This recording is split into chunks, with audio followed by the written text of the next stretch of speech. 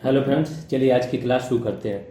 आज से हम लोग वीडियो की फर्स्ट क्लास होगी पॉलिटी की, मतलब जो सिलेबस वाइज क्लास शुरू हो रही है। इसको हम बहुत डिटेल में देखेंगे, एक एक टॉपिक देखेंगे कि एक एक टॉपिक के अंदर पढ़ना क्या है। एक्चुअली आज आपकी दो क्लासेज आएंगी।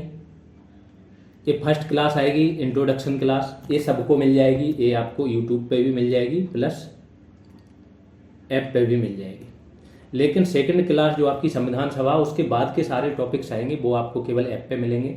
जिन्होंने ऐप डाउनलोड नहीं किया वो ऐप डाउनलोड कर सकते हैं, और जिन्होंने कोर्स परचेज नहीं किया वो कर सकते हैं। बहुत ही नॉमिनल फ़ी रखी है। फ़ी के बारे में हम आगे डिस्कस करेंगे कि हमें कितना डेवलपर से फाइट करना पड़ा इस फ़ी को रखवाने में, ठीक है। क्योंकि उन लोगों का कहना था कि सर 999 मिनिमम फ़ी रखिए, इन जो डेवलपर होते हैं उनकी एक टीम वर्क करती है, उनका भी खर्च आता है। इसके बाद ये चाहते हैं कि ये मैक्सिमम प्रॉफिट कमाएं, क्योंकि इनका भी एक शेयर होता है इसमें। तो चलो वो हम बाद में बात करेंगे। अभी दूसरी चीज़, 10 से 12 दिन के अंदर हम लोग पॉलिटी उस लेवल पे ख़त्म कर देंगे कि उसके बाद आपको पॉलिटी में यूपी पीसीएस तक दिक्कत नहीं आएगी। पहले मैं सोच रहा था कि शायद ज़्यादा टाइम लग जाएगा या ज़्यादा डिटेल में जाना होगा, तो हो सकता है लेंदी हो जाए, बट नहीं, मैंने देखा कि हो जाएगा इतने में काम। बस मेहनत करते रहना। स्टार्टिंग के 4 से 5 वीडियो थोड़े ज़्यादा डिटेल में रहेंगे, तो इसको बहुत ध्यान से पढ़ना, बार बार रिवाइज करना, जैसी चीज़ें बताता जाऊँ। बस ये समझ लेना। देखो, पिछली बार भी बहुत सारे लोग आए थे जो बोल रहे थे कि सर मैं इंटरव्यू तक गया हूँ, 3 बार इंटरव्यू तक गए थे यूपी पीसीएस में। बोल रहे थे सर डायरेक्ट सुपर ग्रुप में ऐड कर लो, नोट्स नहीं बनाऊंगा, मैं भी इतना ये वो हूँ। मैंने कहा नहीं, यहाँ सिर्फ मेहनत के लिए हो रहा है। हम पढ़ाई का स्टैंडर्ड ही वो रख रहे हैं कि किसी को कुछ भी नहीं आता। हम ये मान के चल रहे हैं कि आपको जीरो नॉलेज है उस बारे में, फिर हम उसी हिसाब से बता रहे हैं, उसी हिसाब से पढ़ाएंगे। वो चीज़ें अगर आपने 10-12 दिन फॉलो कर ली, तो जो इंटरव्यू तक जा रहे हैं ना, आप उनको सामने खड़े होकर चैलेंज दे सकते हो। सेम चीज़ हर सब्जेक्ट के साथ हम करेंगे कि हमारा स्टूडेंट उन लोग से आगे जाएगा जिनको ये घमंड है कि हम मेंस दे के बैठे हैं, ये है। और सिर्फ इसी से ही, इसमें सिर्फ क्या होगा, जब ये सारी पढ़ाई कर लोगे, आपका सिर्फ और सिर्फ 30 पेज का नया वैल्यू एडिशन करेंगे, तो आप यूपी पीसीएस का मेंस और प्री बहुत अच्छा जो +10 वाला है ना, उस लेवल के हो जाओगे। सिर्फ 30 पेज का वैल्यू एडिशन हर सब्जेक्ट में अगर हमने बाद में कर दिया, तो ये बहुत बढ़िया बेस बनता चला जाएगा। तो बहुत ध्यान से पढ़ना, पहली चीज़। दूसरी चीज़ एक बताना चाह रहा हूँ, आज एक मैसेज आया एक स्टूडेंट का, वो दिखाऊंगा पहले। ये थोड़ी सी चीज़ें हैं, ठीक है। ये है हमारे अतुल सिंह, स्टूडेंट है। ये गुड्स गार्ड में ऑलरेडी जॉब कर रहे हैं, तो इन्होंने आज मिलाया है। देखो 4 मई का है, रात को 10:22 पे कल आया था। मीन्स धन्यवाद सर, फिजिकल तैयार करें। इन्होंने अपने नंबर बताए पहले, फिर पूछ रहे फिजिकल तैयार करें। मैंने कहा बिल्कुल। फिर बोल रहे सर मेरे पास गुड्स गार्ड की जॉब ऑलरेडी है, बंद दरोगा में फिजिकल देना है बैकअप के लिए। पिछली बार वीडियो में भी ये सिलेक्टेड थे, जो शायद रद्द हो गया ये वाला, उसी की भर्ती हो रही। लेखपाल में भी इनके 81 है। तो ये दो, ये छुपे हुए वो लोग निकल के आ रहे हैं जो हमसे पढ़े, और सिर्फ कितना इन्होंने 10 या 20 दिन पढ़ाई की, ऑलरेडी जॉब में है। तो ये उन लोगों के लिए करारा जवाब है जो यूपी पीसीएस बता रहे थे मैंने मेंस दिया, इससे कुछ नहीं होगा, इतने से कुछ नहीं होगा, मुझे बहुत आइडिया है, यूपी SSC बहुत अलग तरीके से सोचता है। उन लोगों को ये स्टूडेंट जवाब दे रहे हैं कि आप होशियारी बने बैठे, 70 पार करना आपको मुश्किल हो गया। जो स्टूडेंट 15 दिन बेसिक से आके, और सिर्फ 15 दिन जिसने मेहनत कर ली, वो 80 पार कर गया। ऐसे बहुत सारे लोग अब आ रहे हैं, तो ये बहुत अच्छी बात है। इस एग्जाम में भी हम इससे आगे जाएंगे, ये ध्यान रखना। जिसको अभी ये लग रहा है ना कि वीडियो में नहीं, हम इससे और ज़्यादा आगे जाएंगे वीडियो में, क्योंकि ये हमारा जोन है। यहाँ हम फ्री फ्लो करते हैं। अभी देखना, आज के ही वीडियो से आपको समझ में आ जाएगा कि क्या होने वाला है। तो चलो फिर शुरू ही कर देते हैं। आते हैं राजनीति। थोड़ा सा डिटेल में कुछ परिभाषाएं जाननी बहुत ज़रूरी है। जब परिभाषाएं जानोगे, उनका मतलब जानोगे, तो आगे सारी चीज़ें समझोगे। तो राजनीति क्या होती है? राजनीति होती है, देखो, एक आप समाज में रह रहे हो, समाज में रह रहे हो, तो समाज में एक दूसरे से, समाज क्या होता है? व्यक्ति एक या मनुष्य एक सामाजिक प्राणी है।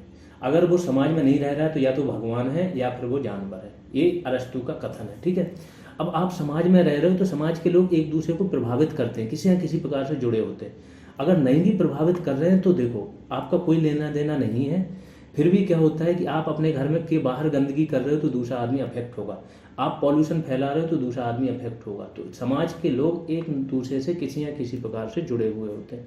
तो इस सामाजिक सह अस्तित्व, जो एक दूसरे का सह अस्तित्व है, एक साथ रहने का, इसको बनाए रखने के लिए वो लोग क्या करते हैं, आपस में एक अंतर क्रिया करते हैं। अंतर क्रिया से अब आप लोग वाकिफ हो गए होंगे, क्योंकि इकोलॉजी में भी अंतर क्रिया पढ़ी थी लोगों ने, ठीक है। अंतर क्रिया मतलब एक दूसरे के प्रति कोई ना कोई क्रिया, डिपेंडेंसी।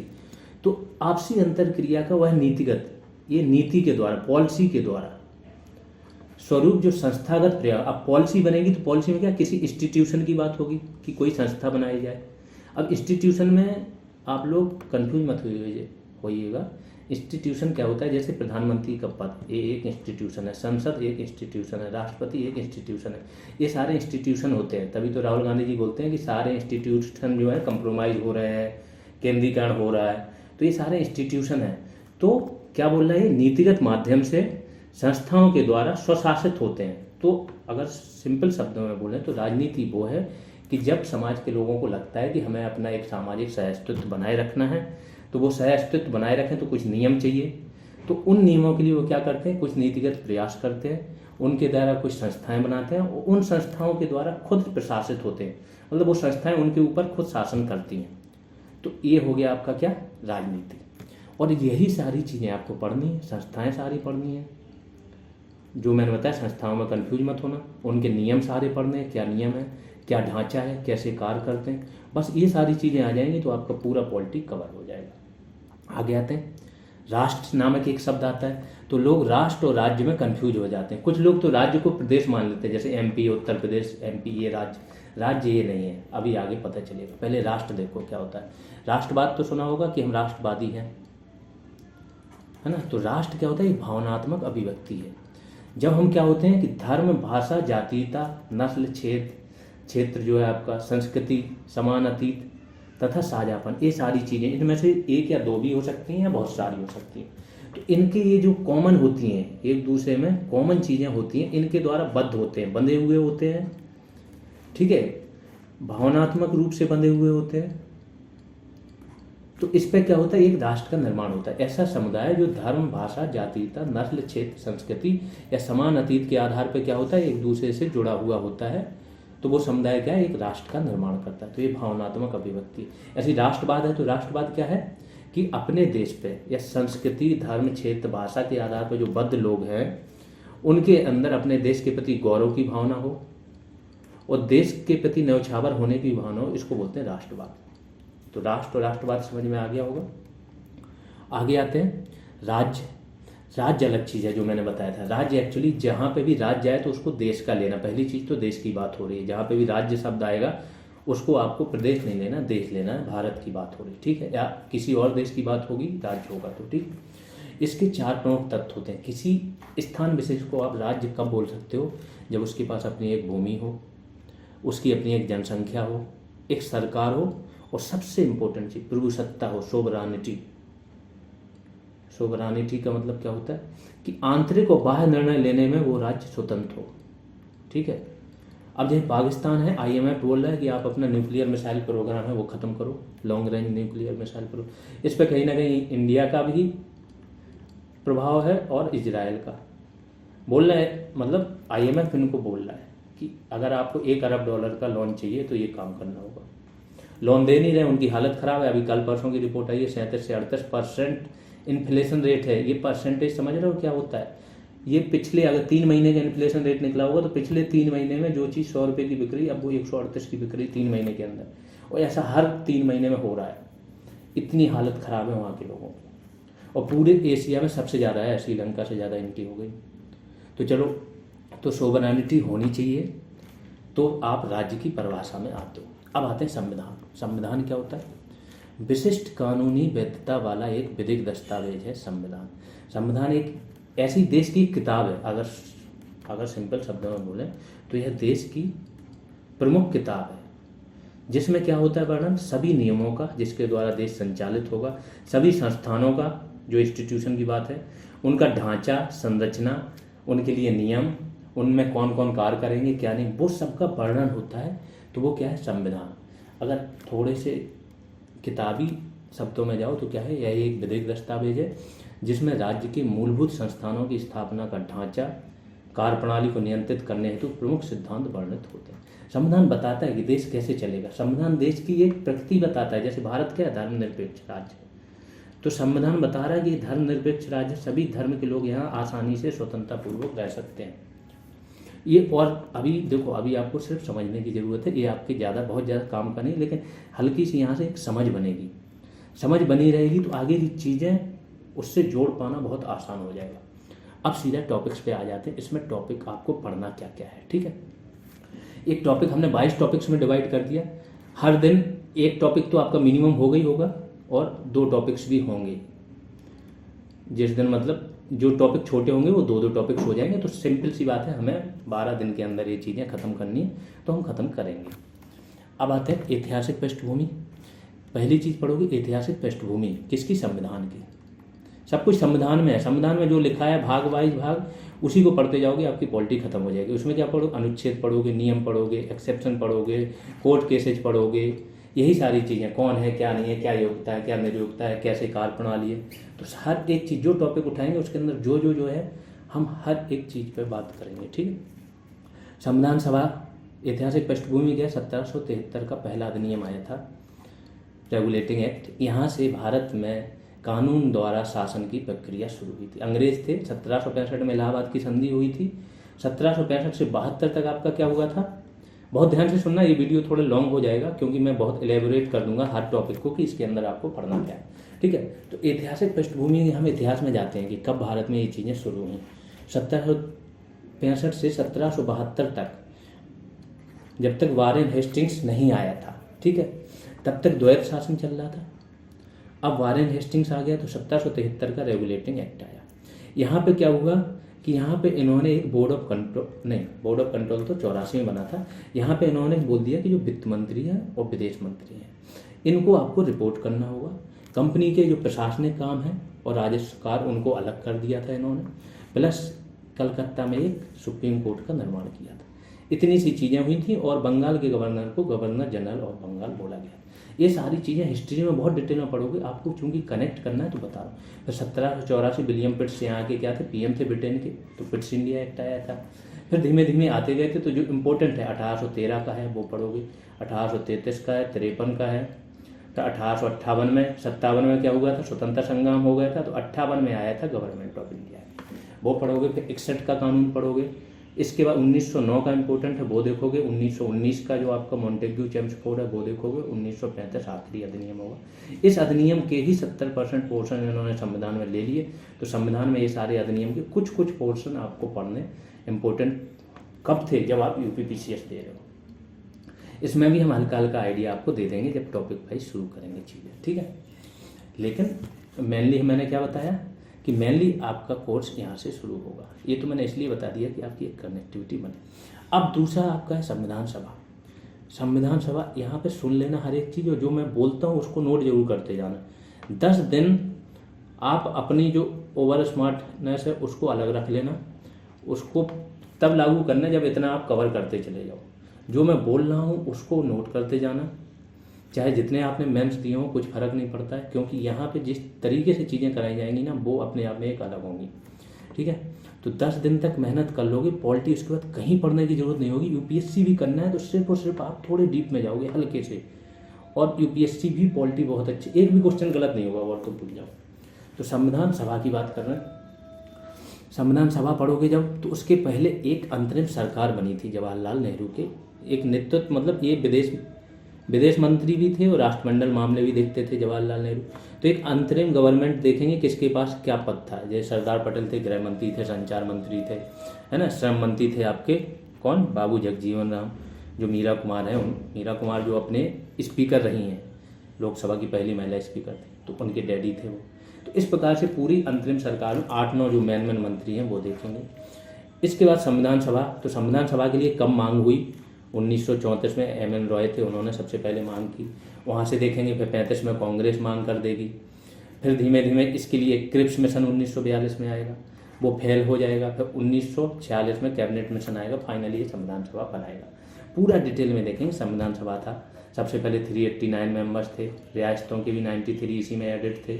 क्या था, किस आधार पर इसमें हो रहा था, बाद में क्या हुआ जब पाकिस्तान अलग हो गया और मुस्लिम लीग इसमें शामिल नहीं हुई, 299 मेंबर्स रह गए थे। तो पूरी बात करेंगे। पहले दिन बैठक हुई तो क्या किया गया, दूसरे दिन, तीसरे दिन फिर क्या हुआ, कैसे निर्माण हुआ, बहुत डिटेल में जाएंगे क्योंकि यहाँ से क्वेश्चन आते हैं। तिरंगा कब अपनाया, राष्ट्रगीत कब अपनाया, राष्ट्रगान कब अपनाया, इसकी प्रमुख बैठकें, संविधान सभा की सारी समितियाँ, बड़ी समितियाँ, छोटी समितियाँ, उन पर भी बहुत डिटेल में बात करेंगे। प्रमुख निर्णय इसके और किस देश से क्या लिया गया, ये तो इसी में आ जाएगा। आज की ही क्लास में लास्ट में मैंने ये सारी चीज़ें दे दी हैं कि भारतीय संविधान में किस देश से क्या क्या लिया गया। अब आते हैं, फिर यहाँ से संविधान की प्रस्तावना शुरू हो जाएगी। प्रस्तावना उद्देश्य प्रस्ताव पर आधारित थी, ठीक है। जवाहरलाल नेहरू ने ये पेश किया था, अगर ये किया था 13 दिसंबर को पेश किया था 1946 और 22 जनवरी को ये पास हो गया था उद्देश्य प्रस्ताव। इसी पे आधारित ये प्रस्तावना हो जाएगी। तो पूरी ये संविधान सभा में ये सारी चीज़ें पता चल जाएंगी किस डेट में क्या है। तो उस टाइम पे इसको डिटेल में लिख लेना, अभी नोट करने की ज़रूरत नहीं है, ठीक है। जब इधर उधर चीज़ें बताते हैं कुछ बाहर की, जिस दिन उसकी क्लास ना हो तो उसको नोट करने की जरूरत नहीं, उसको तो सुन लो कनेक्टिविटी को। फिर प्रस्तावना का be the people of India, है ना, यहाँ से शुरू होगा और लास्ट में हम इसको आत्मार्पित करते हैं। तो उसमें देखेंगे कितने प्रकार की न्याय की बात हुई, तो सामाजिक आर्थिक राजनीतिक न्याय। कितने प्रकार की स्वतंत्रता की बात हुई है, तो विश्वास, धर्म, अभिव्यक्ति, है ना, उपासना, इन सब की 5 प्रकार की स्वतंत्रता की बात होगी। फेथ, एक्सप्रेशन, बिलीफ, वर्शिप, ये देखेंगे। इसके बाद समता, अवसर और प्रतिष्ठा की समता की बात होगी। बंधुता, एकता, अखंडता कब जोड़े गए कब नहीं, धर्मनिरपेक्ष कब जोड़ा गया, समाजवादी कब जोड़ा गया, कौन से संशोधन द्वारा। इस पर कुछ 1-2-4 केस देख लेंगे, केस हल्का सा बता देंगे कि जब से पहले बेरुवारी संघवाद आया उसमें कोर्ट ने प्रस्तावना के बारे में क्या बोला, गोलकनाथ बाद में क्या बोला, इसके बाद ये 78 वाला आपका मेनका गांधी केस आया उसमें क्या बोला। तो प्रस्तावना को बहुत डिटेल में देखेंगे, क्या प्रस्तावना न्यायोचित है, नहीं है, क्या नहीं है। दूसरा आ जाता है संघ और इसका राज्य क्षेत्र। अनुच्छेद 1 यहीं से शुरू होगा, 1 से 4 तक संघ और राज्य क्षेत्र आ जाएंगे आपके। पहला बोलेगा भारत राज्यों का संघ है, वो देखेंगे, फिर भारत की टेरिटरी। फिर दूसरा अनुच्छेद आपका बोल देगा कि जो राज्य अभी नहीं बने हैं उन बाहरी राज्य, तो बाहरी राज्यों को देश में अगर शामिल करना है तो संसद अपने किस नियमों के आधार पर शामिल। फिर जो राज्य ऑलरेडी देश का पार्ट हैं तो नए बनाना, उनकी सीमा परिवर्तन करना, नाम परिवर्तन करना, वो किसका, केंद्र का या संसद का अधिकार है, तो किस तरीके से। फिर चौथा अनुच्छेद है कि ये 368 के तहत संशोधन नहीं, ऐसे करके चलेंगे। फिर आपके 5 अनुच्छेद से लेकर 11 तक आपका नागरिकता हो जाएगा। एक एक चीज़, कितने प्रकार से नागरिकता आ सकती है और कितने प्रकार से नागरिकता जाती है, क्या है क्या नहीं, कौन से नागरिक हैं। फिर आ जाता है मूल अधिकार। मूल अधिकार होते क्या हैं, अधिकार क्या होते हैं, तो यहाँ पे देखोगे कि अधिकार वो तर्क संगत दावे होते हैं जो क्या राज्य जिसको एक्सेप्ट करता है या कानून द्वारा एक्सेप्टेड होते हैं, तो तर्क संगत दावे। अब तर्क संगत तो है लेकिन राज्य अगर एक्सेप्ट नहीं कर रहा है तो अधिकार नहीं माने जाएंगे। तो राज्य मतलब देश, तो राज्य को एक्सेप्ट भी करना है और प्लस कानून द्वारा उनको मान्यता भी देनी। फिर अधिकार में आपके 12 से लेके 35 तक पूरे मूल अधिकार है। 12 में आपका क्या दिया गया है, राज्य की परिभाषा यहाँ पे दे दी है। 12 में बोला है कि जो संविधान द्वारा संविधान के किसी प्रावधान द्वारा बनी हुई संस्थाओं, अधिकारियों, दूसरा संसद द्वारा, संसद के किसी राज्य विधानमंडल, स्थानीय निकाय या फिर सरकार द्वारा फंडेड, ठीक, पर्याप्त फंड मिला हो या सरकार के अधिकारों का जो प्रयोग कर रहा हो, तो ये सब राज्य की परिभाषा में आते हैं। इसमें आया था कि BCCI क्या राज्य के अंडर में आता है कि नहीं आता है, NCERT, तो ये दोनों नहीं आते थे, ठीक है। बाद में जब RTI के अंदर सुप्रीम कोर्ट में गया था कि इनको RTI के अंदर लाओ, RTI में है कि जो राज्य की परिभाषा के अंतर्गत आते हैं लोग, ऐसा कुछ था उसका कि लोक सेवक के अंदर आते हैं, तो उनको क्या करना है आपको कि वो RTI के अंदर आएंगे। फिर जब सारे देख लोगे, जब मूल अधिकार आप देखोगे तो 12 हो गया। 13 देखोगे, 13 में क्या है कि वो जो मूल अधिकारों से भिन्न है या मूल अधिकारों को जो अल्प करते हैं, सीमित करते हैं, वैसे कानून शून्य होंगे, चाहे वो स्वतंत्रता के पहले वाले हो चाहे बाद में बने। तो इसमें अलग है, सेपरेबिलिटी है, इक्लिप्स है, तो वो चीज़ें उस मात्रा तक शून्य हो जाएंगी, रूढ़ी हो चाहे वो प्रथा हो चाहे वो, ये डिटेल में पढ़ेंगे। फिर इसके बाद 14 आ जाएंगे, right to equality, all are equal before law. फिर 15 पे आ जाएंगे कि 15 में क्या है कि सार्वजनिक स्थानों पर धर्म, जाति, मूलवंश, लिंग और जन्म स्थान, इन 5 जो हैं उनके आधार पर भेदभाव नहीं किया जाएगा। फिर 16 में, तो 15 में शिक्षा के लिए जो रिजर्वेशन होता है 15 में मोदी गवर्नमेंट को जब ये EWS देना था तो इसमें भी संशोधन किया गया था। फिर 16वां देखेंगे, 16वां रोजगार में आरक्षण की बात करेगा, आर्टिकल 16।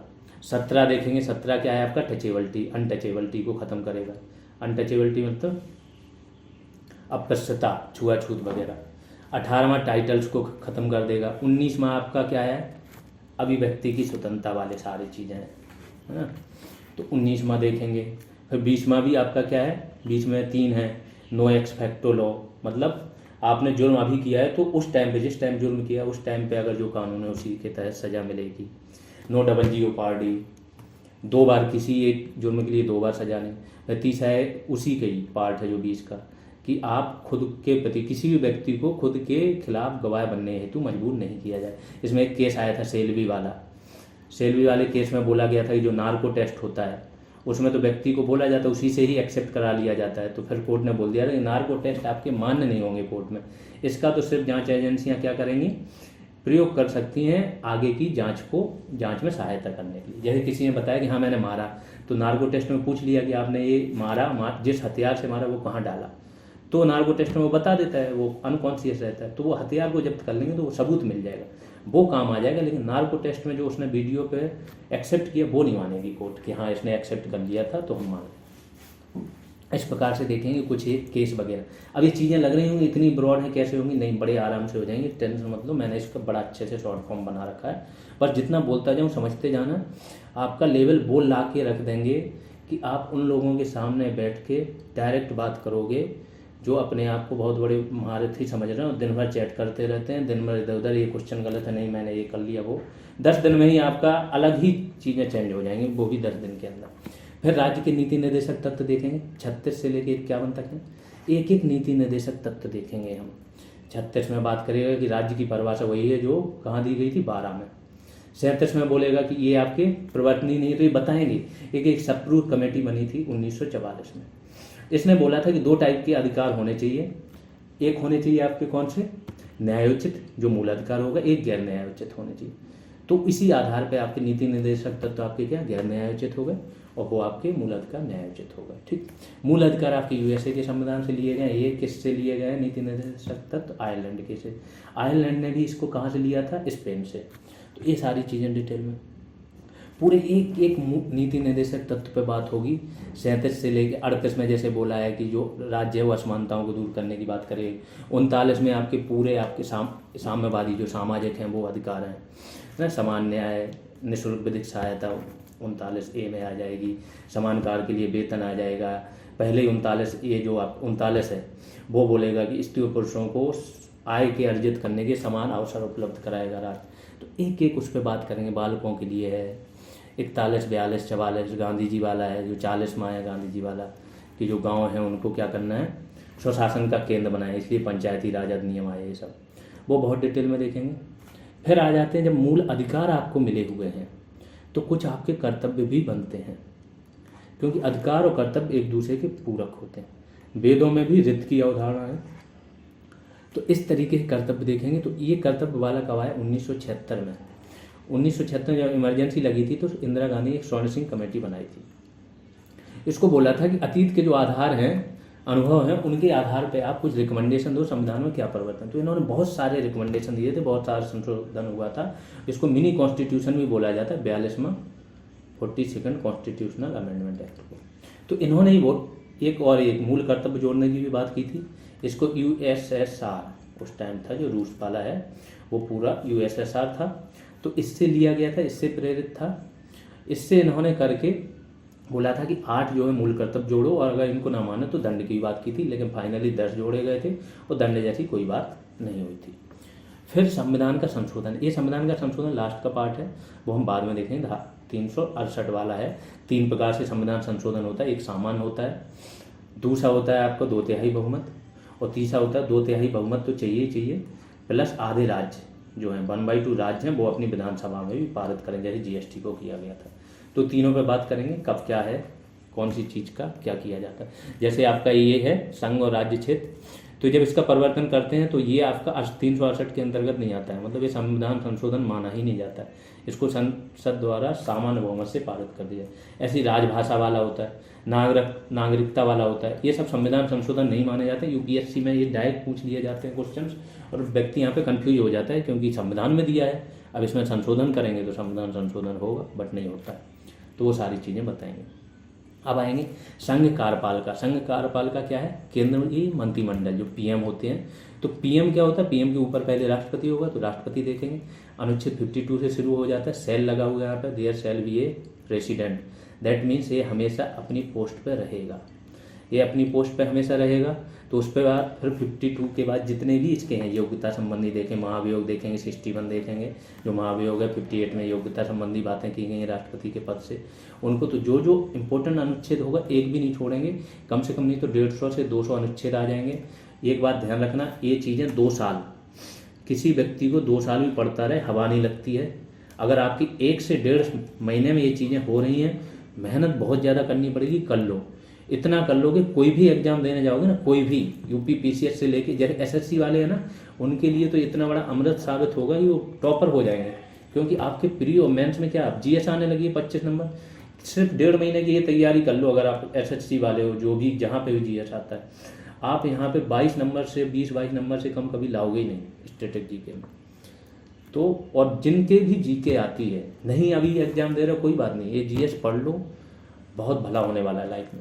नौकरियां जो अभी लगती हैं ना बहुत भारी हैं, फिर ये लगोगे कि खुद चूज करने लगोगे, ये नौकरी मुझे नहीं चाहिए, ये चाहिए। तो ये चीज़ हो गया। और दूसरी चीज़ और सब स्टूडेंट को बोलना चाह रहे हैं कि ये आप लोगों का कर्तव्य बनता है इस चीज़ को कि हर अच्छे व्यक्ति के पास और जो नीडी स्टूडेंट है उसके पास ये चीज़ पहुँचे।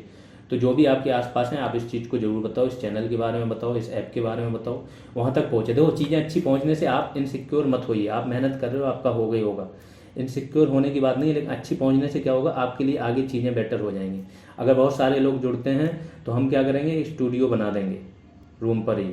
इसका कम से कम 5 से 6 लाख रुपए खर्च आता है स्टूडियो बनाने का। लेकिन स्टूडियो हो जाएगा तो फिर सारी चीज़ें आपकी क्या होगी कि ये सब आपने कर लिया, प्रीलिम्स की आपकी तैयारी हो चुकी है, मेंस की होगी तो इस बार तो आप दोगे नहीं यूपी पीसीएस का प्रीलिम। लेकिन इतना मैं श्योर बोल रहा हूँ, इतना पढ़ने के बाद अगले साल आप प्रीलिम्स देने से रुकोगे नहीं। और ये दे के अगर आपने प्रीलिम्स के पहले ही 1 महीने का एक क्रैश कोर्स चला देंगे वैल्यू एडिशन टाइप का, वो हो गया, आपका आराम से निकलेगा। और मेंस की फिर करा दी तैयारी, तो ये सारी चीज़ें बहुत ईजी हो जाएंगी। टेस्ट सीरीज वगैरह एक टीम रख लेंगे 8 से 10 मेंबर्स की, सब चीज़ें आसान हो जाएंगी। जब ये संस्थान थोड़ा आगे बढ़ेगा, लोगों तक पहुँचेगा, सब लोगों की जिम्मेदारी है। जितने भी लोग दिल से ये मानते हैं कि हाँ पढ़ाई हुई है और बहुत अच्छी पढ़ाई हो रही है, उनकी ये भी जिम्मेदारी बनती है, मोरल ड्यूटी बनती है कि आप इस चीज़ को सबके पास फैलाओ, सबके पास पहुँचने दो। इससे आपको बहुत बेटर चीज़ें मिलेंगी। हो सकता है आप यहाँ पे अभी पीसीएस का भी नहीं सोचो, पीसीएस सोचो, आगे और सोचो। और हाँ, हम आपको हर उस स्टेज तक ले जा सकते हैं जो यहाँ पे मैक्सिमम लेवल ऑफ एग्जाम होता है। फिर आते हैं पीएम का देखेंगे तो राष्ट्रपति उपराष्ट्रपति बारे में बहुत डिटेल में देखेंगे। इसकी विधायी शक्तियाँ देखेंगे, इसके बाद कार्यकारी शक्तियाँ देखेंगे, वित्तीय न्यायिक शक्तियाँ देखेंगे। जो राष्ट्रपति क्षमा करता है, उपहार प्रतिलंबन करता है इसका किसी भी सजा का, है ना, तो सजा के बारे में सारी चीज़ें देखेंगे कि ये क्या करता है, प्रविलंबन, क्षमा, लघुकरण, विराम, हर एक चीज़ का मतलब क्या होता है, कितनी क्षमा माफ कर सकता है। उपराष्ट्रपति का देखेंगे, जब राष्ट्रपति नहीं होते हैं तो उपराष्ट्रपति क्या करते हैं। उपराष्ट्रपति का पद इन्होंने कहाँ से लिया, यूएसए से। राष्ट्रपति को एज ए सर्वोच्च कमांडर सेना का बनाया गया, वो भी यूएसए से प्रेरित थे। तो वो सारी चीज़ें देखेंगे। फिर पीएम का देखेंगे, पीएम की सारी शक्तियाँ क्या है, कैसे क्या करता है, किसको चुन सकते हैं, क्या राष्ट्रपति किसी को भी पीएम चुन सकता है, पीएम को राष्ट्रपति के बर्खास्त कर, बहुत डिटेल में आप जान जाओगे। और फिर मंत्रिमंडल, मंत्रिमंडलीय समितियाँ। फिर आ जाएगा राज्य कार्यपालिका। तो जो अपन संघ कार्यपालिका केंद्र के स्तर पर देखेंगे, वही राज्य के स्तर पर देखेंगे, राज्यपाल देखेंगे। राज्यपाल का विवादित पद देखेंगे, क्यों है विवादित पद। अनुच्छेद 200 देखेंगे, अनुच्छेद 200 के तहत ही राष्ट्रपति के लिए आरक्षित कर देता है। तो वो सारी चीज़ें। फिर सीएम का देखेंगे, मुख्यमंत्री का, केंद्र द्वारा, केंद्र की शक्तियाँ, इनकी शक्तियाँ, तो हल्का सा आपको अंतर भी पता चल जाएगा क्या है। फिर केंद्रीय विधायिका, विधायिका और कार्यपालिका में अंतर है। विधायिका होता है जहाँ कानून बनाए जाते हैं, मतलब संसद। कार्यपालिका होती है वो कानून को लागू करती है। कार्यपालिका मतलब सरकार। संसद और सरकार अंतर है। संसद में आपके विपक्ष भी आ जाता है, हर चीज़ आ जाती है। तो केंद्रीय विधायिका में आपके संसद, जिसमें लोकसभा और राज्यसभा, राष्ट्रपति भी इसका भाग होता है संसद का। तो लोकसभा देखेंगे, राज्यसभा देखेंगे। ये देखेंगे कि लोकसभा के अनुच्छेद के तहत आ रही, राज्यसभा के अनुच्छेद के तहत आ रही। लोकसभा के कितने सदस्य हैं, 543 अगर चुने जाते हैं तो क्या 543 नहीं, 552 थे। 2 एंग्लो भारतीय थे, वो अभी समाप्त कर दिया गया मोदी गवर्नमेंट ने, तो 550 मान लो। लेकिन अभी उतनी ही रहता है, ये सीटों की संख्या टोटल अगर बोला जाए तो 552 ही है, लेकिन चुने जाते हैं 543। ऐसी राज्यसभा में आपके 250 है, लेकिन 245 चुने जाते हैं। वो पूरा डिटेल में देखेंगे। दोनों की कार्यप्रणाली, कौन से बिल होते हैं, बिल कैसे आया जाता है, शून्यकाल कब होता है, प्रश्नकाल कब होता है, इसके बाद अल्प सूचना के प्रश्न, तारांकित प्रश्न, अतारांकित प्रश्न, इसके बाद निंदा प्रस्ताव कैसे होता है, विश्वास प्रस्ताव कैसे पारित होता है, और भी जितने प्रस्ताव हैं, प्रस्ताव होता क्या है ना, संकल्प क्या होता है, कैसे स्पीकर कैसे कार्य करता है, स्पीकर चुना कैसे जाता है, हटता कैसे, बहुत डिटेल में हर एक चीज़ देखेंगे। जो टॉपिक आएगा उसको बहुत डिटेल में ख़त्म करते हुए चले जाएंगे। प्रमुख संसदीय समितियाँ सारी देखेंगे। संसदीय समितियाँ जैसे लोक लेखा समिति होगी, प्राक्कलन समिति होगी, कब बनी, क्या है, कितने मेंबर्स होते हैं, विपक्ष वाला अध्यक्ष होता है कि जो सरकार में वो होता है। फिर राज्य विधानमंडल, सेम चीज़, ऊपर का विधानमंडल देख लिया, तो विधानसभा देखें 169 देखेंगे, जहाँ पे विधान परिषद है 169 के तहत अनुच्छेद, तो कहाँ पे है, कैसे बनाई जा सकती है, और विधानसभा तो हर जगह है ही है, विधान परिषद जो आपकी कितने जगह है, क्या है। फिर उच्चतम न्यायालय, अनुच्छेद 124 से 147 तक पूरे देखेंगे उच्चतम न्यायालय का। तो उच्चतम न्यायालय के जो मुख्य अनुच्छेद हैं उनको तो देख ही लेंगे, क्या है, क्या योग्यता है, कैसे बन सकते हो जज, जजों का कार्य क्या है। अनुच्छेद 129 के तहत अभिलेख रिकॉर्ड न्यायालय की तरह कार्य करता है। 143 के तहत क्या कार्य करता है। 142 जो सबसे बड़ा अनुच्छेद मिला हुआ है, इसमें सुप्रीम कोर्ट के पास असीमित शक्ति होती है, अनुच्छेद 142 में, वो देखेंगे। राष्ट्रपति से कब राष्ट्रपति उच्चतम न्यायालय से कब परामर्श ले सकता है, कब डायरेक्ट आप सुप्रीम कोर्ट जा सकते हो, जैसे 32 है अनुच्छेद उसके तहत। 226 के तहत आप हाई कोर्ट जा सकते हो अगर आपके मूल अधिकारों का उल्लंघन हुआ, तो ये डिटेल हम देखेंगे। उच्च न्यायालय का भी सेम काम देखेंगे, क्या योग्यता चाहिए, क्या नहीं चाहिए, और ये एक एक टॉपिक बहुत डिटेल में, जो टॉपिक उठाएंगे उसके बारे में जो चीज़ें होंगी वो करते जाएंगे। अब संघीय कार्य प्रणाली, संघवाद, मतलब ये आपका कौशल, तीनों सूचियाँ आ गई। 7वीं अनुसूची की बात हो रही है यहाँ पे, तो यहाँ पे संघ सूची, राज्य सूची और संवर्ती सूची, उसकी बात करेंगे। दोनों के संबंध क्या है, वित्त आयोग क्या है, वित्त आयोग कैसे काम करता है, कैसे केंद्र राज्यों को निर्देश देता है, कंट्रोल रखता है, वो सारी। संघवाद मतलब क्या होता है, 2 स्तर पर सरकार, केंद्र और राज्य, वो डिटेल में देखें। फिर पंचायतें, पंचायतें क्या है, 73वां कॉन्स्टिट्यूशनल अमेंडमेंट एक्ट, और ये 74वां। तो इसके देखेंगे, इसके जितने विषय हैं, पंचायतों को 29 विषय दिए गए वो देखेंगे, इनको 18 विषय दिए गए हैं तो वो देखेंगे। एक एक अनुच्छेद देखेंगे, किस अनुच्छेद के तहत आपको रिजर्वेशन पंचायतों में मिला है, महिलाओं को कहाँ से मिला है, अनुसूचित जाति जनजाति के लिए आरक्षण कहाँ से मिला है, क्या कार्य करती हैं, तो इनको डिटेल में देख लें। अब देखो, इतनी डिटेल में इसलिए जाना है क्योंकि ये 1/2 एक तो नेगेटिव मार्किंग है। दूसरी चीज़, हम जब तैयारी करते हैं तो हमारा सिंपल सा फंडा रहता है, एक भी क्वेश्चन ना छूटे। हम उस एक क्वेश्चन के लिए फाइट करते हैं जो बाकी लोग छोड़ देते हैं। 70% तक तो हर लोग सोच लेता है, जैसे कुछ दिखा नहीं रहे थे कि देखिए आंसर से ये भी आया वो आया। अरे आप एक एक क्वेश्चन दिखा के क्या करोगे, 10 क्वेश्चन 20 मिल गए, 50 मिल गए, चलो 70 मिल गए, 70 से सिलेक्शन थोड़ी हो रहा था। 70 अगर आपको किसी के टीचर ने पढ़ाया उससे मिल भी गए तो उसमें क्या करोगे, 10-12 तो आप गलत करके आ जाओ, नेगेटिव काट के 40 पे आ गए, बैठिए घर, है ना। तो हमारी फाइट ही है कि अगर हमने टारगेट, जैसे कट ऑफ जा रहा है 80, तो हमारी फाइट 80 के बाद है उस एक एक क्वेश्चन को सही करना। फिर आपातकालीन प्रावधान, जो राष्ट्रपति शासन लगता है, इसके बाद जो 2 प्रकार से आपके क्या लगते हैं, राष्ट्रीय आपातकाल, वो देखेंगे। वित्तीय आपातकाल देखेंगे, 360 देखेंगे, 352 देखेंगे अनुच्छेद, और 356 देखेंगे। ये सारी चीज़ें देखेंगे कि जो आपके आपातकालीन प्रावधान में जो मूल अधिकार निलंबित होते हैं, 20-21 को छोड़ के सब निलंबित हो जाते हैं। 19वां युद्ध तथा बाह्य आक्रमण के समय ही केवल निलंबित होते हैं। वो सब चीज़ें डिटेल में, कब आपातकाल लगा सकते हो, आपातकाल के लिए अब तो लिखित कर दिया जो आपका राष्ट्रीय आपातकाल है। राज्य आपातकाल किस बेस पे लगा सकते हो, क्या राज्यपाल रिपोर्ट देता है, इन सब चीज़ों पर चर्चा होगी। फिर देखेंगे संवैधानिक निकाय और अन्य निकाय। संवैधानिक निकाय में क्या आ जाएगा, आपका चुनाव आयोग, यूपीएससी कैसे होता है, कितने सदस्य होते हैं, किस अनुच्छेद के तहत दिया। अन्य निकाय में आपके क्या आ जाते हैं, मानवाधिकार आयोग आ गया, महिला आयोग आ गया, ओबीसी आयोग आ गया, नहीं ओबीसी तो अब उसको वो मिल गया, संवैधानिक दर्जा मिल गया, ठीक है। तो ये सारी चीज़ें देखें। फिर अगला आ गया जो नालसा, राष्ट्रीय कानूनी सेवा प्राधिकरण। ये नालसा की स्थापना हुई थी 1987 के आसपास। तो नालसा ने बहुत सारी चीज़ें की हैं, वो देखें। लोक अदालतें, राष्ट्रीय कानूनी सेवा प्राधिकरण, और भी चीज़ें होती हैं, पंचायत अदालतें, न्यायालय, परिवार न्यायालय, तो वो सब देखें कैसे कार्य करते हैं, क्या क्या। फिर जनजातीय क्षेत्रों का प्रशासन, जो आपने पेशा एक्ट पढ़ा होगा, एक तो पेशा एक्ट है, दूसरा यहाँ पे स्वायत्त परिषदें होती हैं। तो स्वायत्त क्षेत्रीय परिषदें देखेंगे कैसे कार्य करती हैं। तो 5वीं और 6वीं अनुसूची में आ जाएगा कि 5वीं अनुसूची में, 6वीं अनुसूची में असम, त्रिपुरा, मेघालय, मिजोरम ये आएंगे, तो इनको देखें।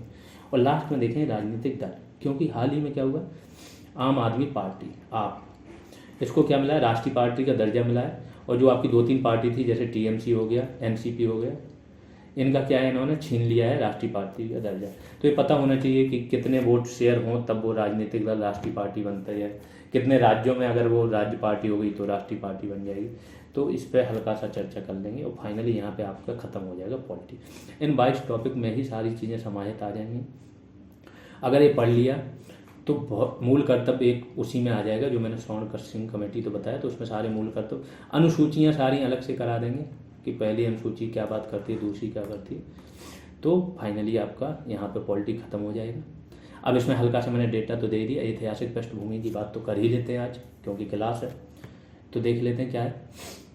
ब्रिटिश 1600 ईस्वी में ईस्ट इंडिया कंपनी के रूप में व्यापार करने आए, सबको पता है। महारानी ने एक चार्टर दिया था, जाइए व्यापार कीजिए। एक प्राइवेट कंपनी थी, 24 इसमें डायरेक्टर थे, वो आते थे, इनका बड़ा ही अच्छा सा ढांचा था, वही निर्णय लेते थे। तो यहाँ पे आए, जब यहाँ पे आए तो धीमे धीमे कर्नाटक वार्स इनके फ्रांसीसियों के साथ हुए, यहाँ से युद्ध शुरू हो गए। और इन्होंने सोचा कि क्यों ना हम भारत में प्रशासन के साथ साथ प्रशासन पे भी कब्जा जमाएं, ठीक है, व्यापार तो ये कर ही रहे थे। तो जब हिस्ट्री पढ़ेंगे तो पूरा डिटेल में एक बेहतरीन समझ बन जाएगी कि क्यों आए थे, क्या था। पहले वाणिज्यवादी इनकी मानसिकता थी, बाद में ये बन गई कि हम जो है व्यापार लाभ अपने पक्ष में कर लें, फिर बन गई नहीं यहाँ पे हमें कब्जा करना है। तो धीमे धीमे बताएंगे कब क्या। 1765 में क्या हुआ, इनको बंगाल, बिहार और उड़ीसा के दीवानी अधिकार मिल गए। तो दीवानी न्याय के भी अधिकार मिल गए और राजस्व वसूलने के भी अधिकार मिले थे। ये चीज़ें कर लो, यहाँ से आपकी क्लास शुरू हो गई है, इसको आप नोट डाउन कर सकते हो, ठीक है। तो बंगाल, बिहार और उड़ीसा की दीवानी और राजस्व के अधिकार मिले। 1773 का रेगुलेटिंग एक्ट आया। ये क्या है, प्रथम लिखित कानूनी दस्तावेज था। ये मैंने बोला हिस्ट्री में बहुत डिटेल में होगा तो यहाँ ज़्यादा करने की जरूरत है नहीं, ठीक। तो प्रथम लिखित कानूनी दस्तावेज था, जैसे मैंने बताया। बंगाल का गवर्नर जनरल नामक एक वारेन हेस्टिंग्स को बनाया।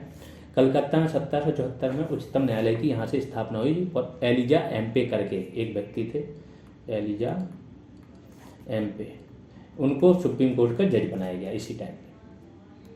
फिर 1774 का पिट्स इंडिया एक्ट, यहाँ पे क्या बना दिया था इन्होंने, बोर्ड ऑफ कंट्रोल और कोर्ट ऑफ डायरेक्टर, दो चीज़ें बना दी। बोर्ड ऑफ कंट्रोल क्या है, अब कंपनी का हेड हो गया, यही कंट्रोल करता था। इसमें वित्त मंत्री, विदेश मंत्री रहते थे। फिर 1813 का अधिनियम आया। यहाँ पे क्या किया था, पूरा व्यापार पे अभी तक इनका एकाधिकार रहता था। 1813 में इनको चाय और चाइना को छोड़ के इन्होंने व्यापार पे एकाधिकार खत्म कर दिया था। शिक्षा के लिए 1 लाख रुपए की व्यवस्था की थी। मिशनरीज को बोल दिया था, क्योंकि अभी सुन लो, कथाएं सुन लो, बाद में हर एक चीज़ और ज़्यादा डिटेल में आएगी, ठीक। 1813 की बात करें, चीन के साथ व्यापार और चाय को छोड़ के एकाधिकार समाप्त कर दिया था। इसके बाद इन्होंने शिक्षा के लिए 1 लाख की व्यवस्था की। मिशनरीज को बोल दिया, जो मिशनरी थी ईसाई मिशनरी, इनको बोल दिया कि आप जाके भारत में धर्म प्रचार कर सकते हो परमिशन लेके। अब उन्हीं के अधिकारी हैं, परमिशन तो दे ही देंगे। इसीलिए अब देखते हो ना, भारत में जनजाति क्षेत्रों में इन्होंने बहुत बड़े पैमाने पर धर्म परिवर्तन कराया। नागालैंड की जनसंख्या पता करना, 95% से ज़्यादा क्रिश्चियन है यहाँ पे, और सभी आदिवासी जनजाति क्षेत्र हैं। फिर 1833 में आए तो जो एकाधिकार में चाय और चाइना वाला कॉन्सेप्ट था वो भी खत्म कर दिया। अब इनका एकाधिकार सिर्फ ईस्ट इंडिया कंपनी खत्म। अब कोई भी यूरोपियन और ब्रिटेन की कंपनी आके यहाँ व्यापार कर सकती थी खास तौर से। तो यहाँ पे ये हो गया। और भी बहुत सारी चीज़ें की इन्होंने कि रंग भेद वगैरह ये खत्म कर देंगे। दास प्रथा खत्म करने की बात यहीं पे कर दी थी, लेकिन 1843 में ख़त्म हुई थी वो।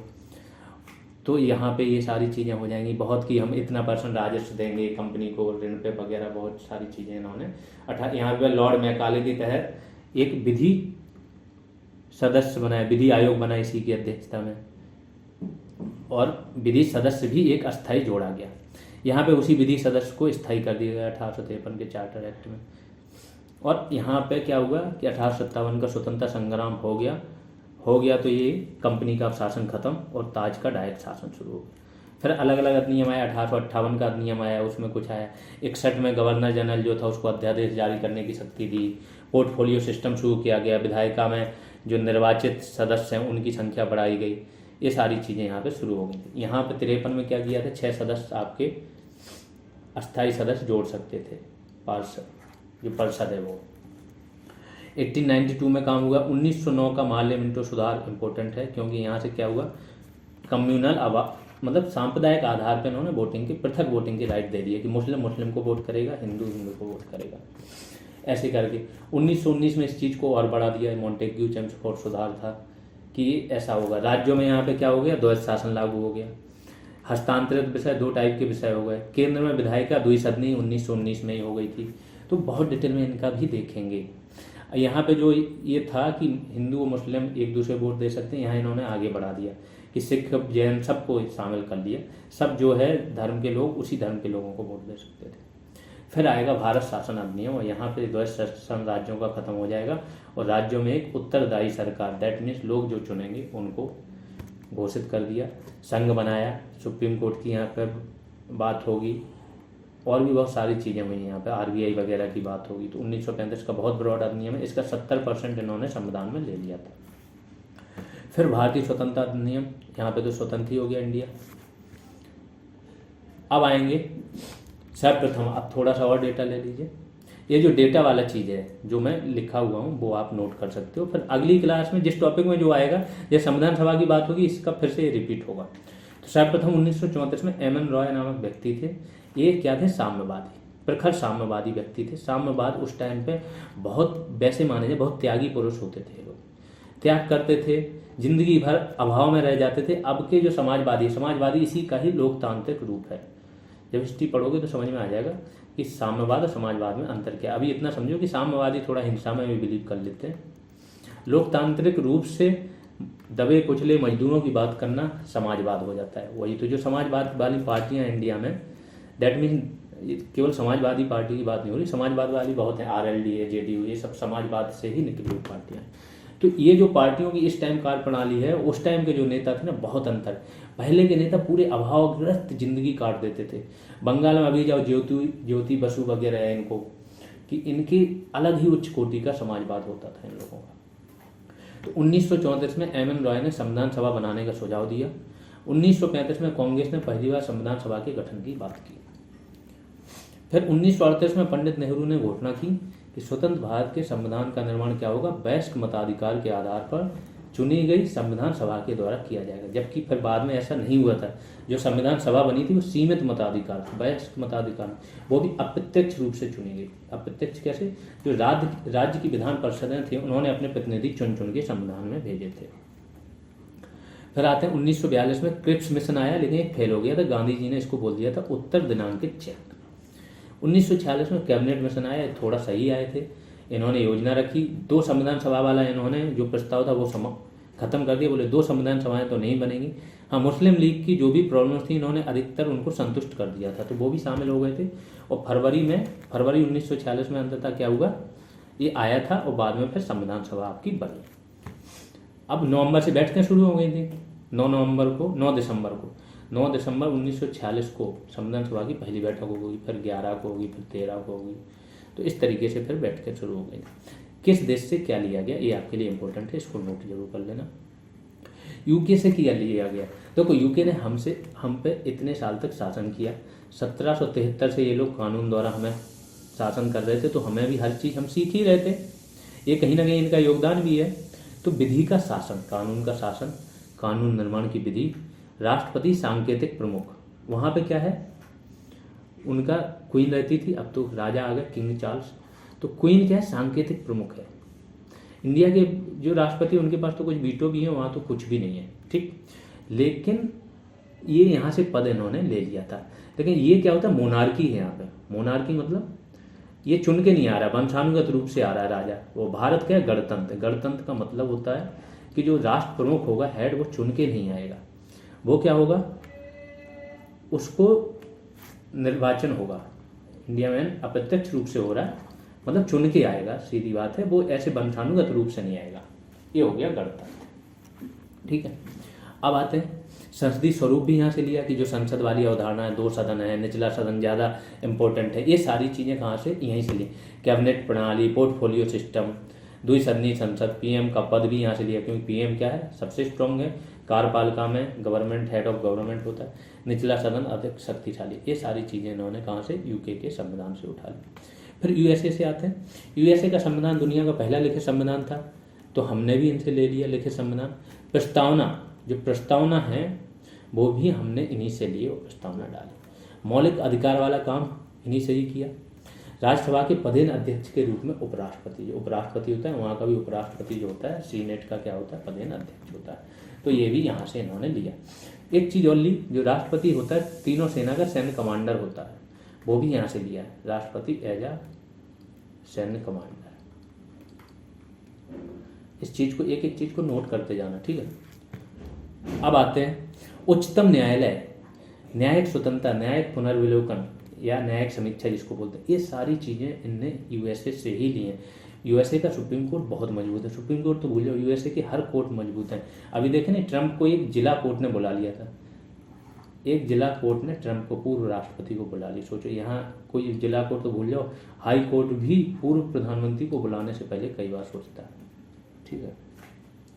तो न्यायपालिका की स्वतंत्रता और न्यायिक समीक्षा।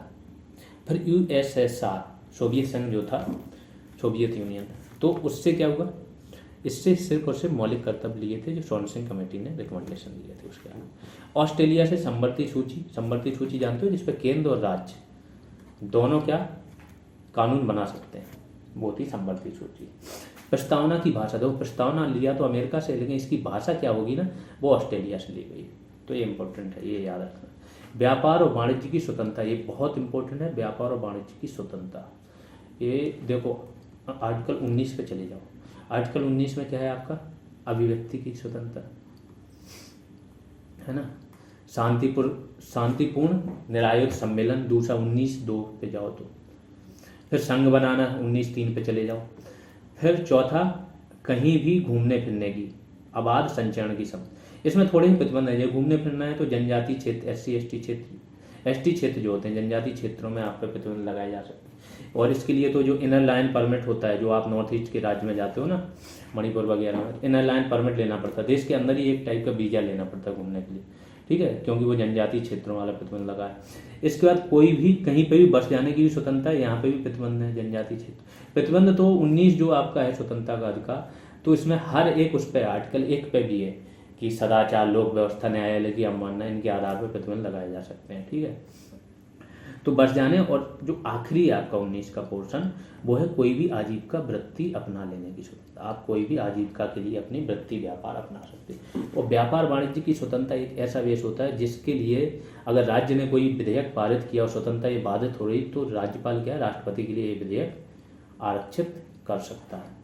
तो इम्पोर्टेंट है, देश इसी से चलता है। फिर जापान विधि द्वारा स्थापित प्रक्रिया, देखो भारत का सुप्रीम कोर्ट है वो वर्क करता है विधि द्वारा स्थापित प्रक्रिया के आधार पर, और जो अमेरिका का सुप्रीम कोर्ट है वो करता है विधि की सम्यक प्रक्रिया। सम्यक मतलब होता है जो उचित है, जो जरूरी है।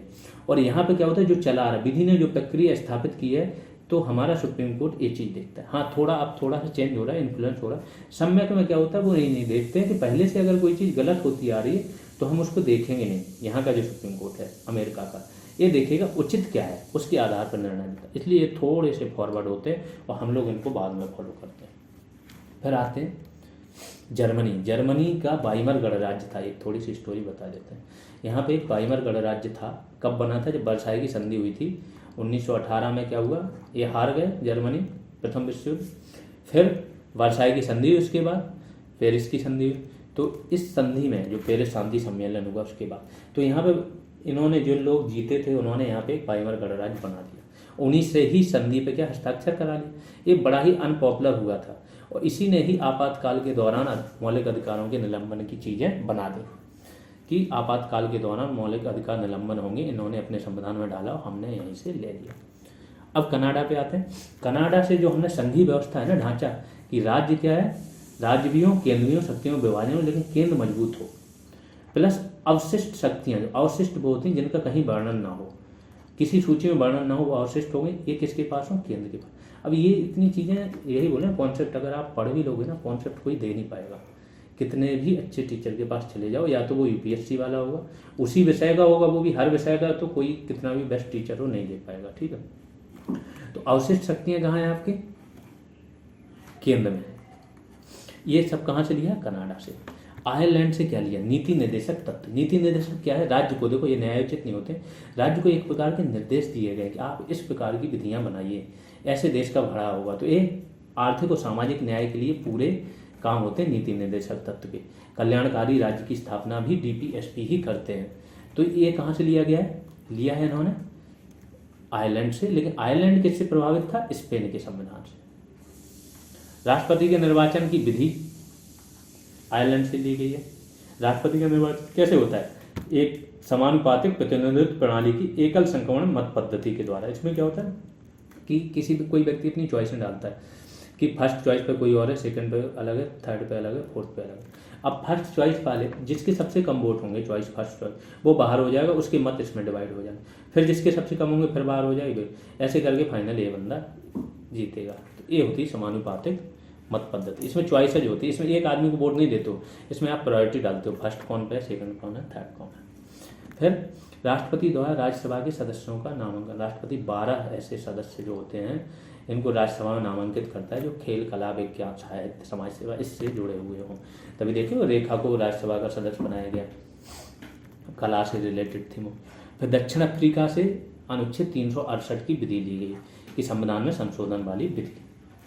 फ्रांस से गणतंत्र, स्वतंत्रता, समानता और बंधुत्व वाले विचार लिए गए, क्योंकि सबसे पहले ये विचार फ्रांस में ही आए थे। नागरिक शब्द भी फ्रांस की ही देन है, पहले नागरिक और राष्ट्र जैसी बात ही नहीं थी। फ्रांस में ये सब आया, राष्ट्रवाद, क्रांति, नागरिक, और यहीं से स्वतंत्रता, समानता, बंधुत्व वाली बात आई है। ये सारी चीज़ें होंगी, ये मैंने दिखाई दी आपको। यहाँ पे आपकी पहली क्लास एंड होती है। कल से आपकी मतलब आज शाम में ही आपकी एक दूसरी क्लास आ जाएगी जो संविधान सभा की पूरी बात करेगी, क्या हुआ, कौन कौन सी समितियाँ थी, कब बना, कब कौन सा निर्णय लिया गया, डिटेल में। ऐसे ही हम 1 बाई 1 टॉपिक उठा के, किसी 2 टॉपिक उठा के आगे बढ़ते जाएंगे और 10 से 12 दिन में आपका पूरा समाप्त कर देंगे। स्टार्टिंग से ही नोट बना लेना। जो भी व्यक्ति हैं उनको बता रहा हूँ कि आप एक clean note A4 size paper पे, प्लेन पेपर वाला नोट बना लेना। जो लोग स्टार्टिंग के 5 दिन कैच कर लिए वो आगे इस रेस में हमेशा आगे रहते हैं। किसी भी पढ़ाई का सबसे बढ़िया रूल ये होता है, शुरुआत में जाओ, अखंड मेहनत कर लो। जो पढ़ाया एक एक शब्द याद कर लो, आज जो बताइए ना, एक एक शब्द, सन, डेट याद कर लो। हो सकता है दिन रात याद करना पड़े, शुरुआत में मेहनत लगेगी। ऐसे 5 दिन कर लोगे, फिर इतनी चीज़ें लगने लगेंगी, इतनी आसान लगने लगेंगी कि सब चीज़ें कनेक्ट कर पाओगे एक दूसरे से। तो शुरुआती 5 दिन मेहनत करो, नोट में एक एक चीज़ डालो, जो बोली गई वो भी नोट करो, सारी चीज़ें, और पढ़ाई शुरू कर दो। आप देखोगे कि वीडियो में भी हमारे ही बच्चे, सिर्फ हमारे स्टूडेंट देखेंगे। कहीं से भी पढ़ के आ जाओ, कोई भी यूपीएससी करके आ जाओ, कोई फर्क नहीं पड़ता। हमारे पास स्ट्रेटजी है हमारे। और दूसरी चीज़, हमारे स्टूडेंट, हमारा टारगेट ही उन स्टूडेंट पे है कि जो स्टूडेंट के पास रणनीति नहीं है, जिनके पास कोई प्रॉपर पढ़ने का वो नहीं है, वे या अभी तक इन्फॉर्मेशन नहीं है, वो 1 लाइनर पढ़ते आ रहे हैं, किसी ने MCQs करा दिए टॉपिक वाइज। अब ये लोग फाइट करेंगे जो टॉपर्स हैं उनसे। तो चलिए अभी के लिए इतना ही, धन्यवाद।